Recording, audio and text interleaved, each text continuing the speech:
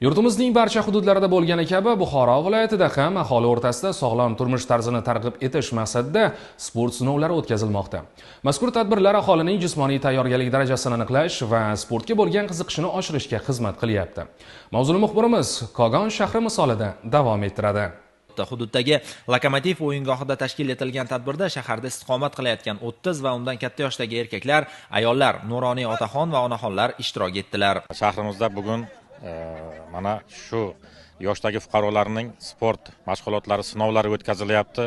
Bu faqatgina aholini sog'lomlashtirishga, sog'lom turmush tarziga yanada ko'proq kirib kelishi va oilada sog'lom muhitni barpo qilish uchun olib borilayotgan yo'nalishlardan bittasi. Barcha mahalla fuqarolari o'zlarining sport sinovlari bo'yicha sinab mashg'ulotlarni o'tkazishyapti.